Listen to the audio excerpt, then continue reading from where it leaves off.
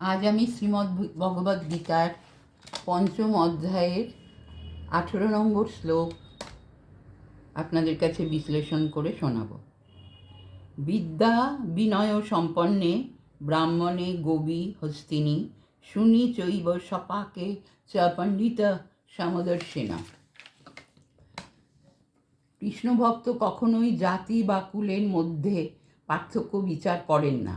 সমাজ ব্যবস্থার পরিপ্রেক্ষিতে একজন ব্রাহ্মণ একজন চণ্ডালের থেকে আলাদা হতে পারে, অথবা একটি কুকুর, একটি গরু, একটি হাতি প্রজাতিগতভাবে ভিন্ন হতে পারে।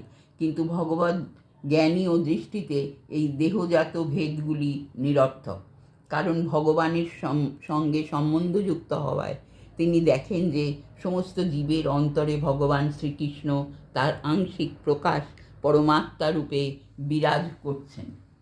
পরতত্ত্বের সম্বন্ধে এই উপলব্ধি হচ্ছে প্রকৃত জ্ঞান।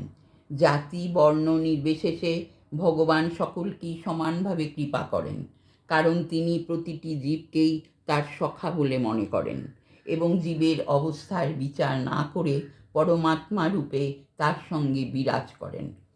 চণ্ডাল এবং ব্রাহ্মণের দেহ ভিন্ন হলেও ভগবান তাদের উভয়ের সঙ্গেই পরমাত্মা রূপে বিরাজমান। জড় প্রকৃতির ভিন্ন ভিন্ন গুণের প্রভাবে জড় দেহের সৃষ্টি হয়, কিন্তু দেহমধ্যস্থ জীবাত্মা ও পরমাত্মা একই চিন্ময় গুণসম্পন্ন।